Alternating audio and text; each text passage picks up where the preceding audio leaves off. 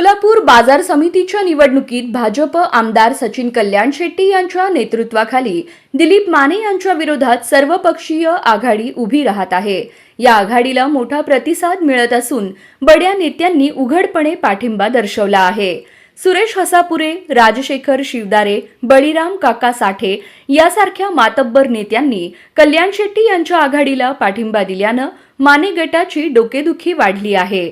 अशातच आणखी एका आमदारानं थेट दिलीप माने यांच्या विरोधात प्रचाराला उतरण्याची घोषणा केल्यानं माने गटात अस्वस्थता पसरली आहे। कृषी उत्पन्न बाजार समितीच्या निवडणुकीच्या पार्श्वभूमीवर मोहोळचे आमदार राजू खरे यांनी माजी आमदार दिलीप माने यांच्या विरोधात थेट प्रचार करणार असल्याचं जाहीर केलं आहे। बाजार समितीच्या कार्यक्षेत्रात येणारा उत्तर सोलापूर तालुका हा त्यांच्या मोहोळ विधानसभा मतदारसंघात येतो। त्यामुळे आपण माने यांच्या विरोधात थेट प्रचार करणार असं खरे यांनी म्हटलं आहे। अनगरची मालकशाही संपुष्टात आणली, पंढरपूर तालुक्यातील मालकशाहीलाही धक्का दिला आणि आता उत्तर सोलापूर तालुक्यातील मालकशाही संपवायची आहे।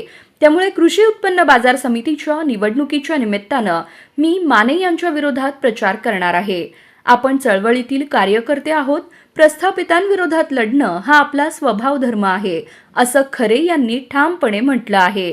यामुळे माने गटाची डोकेदुखी आणखी वाढली आहे।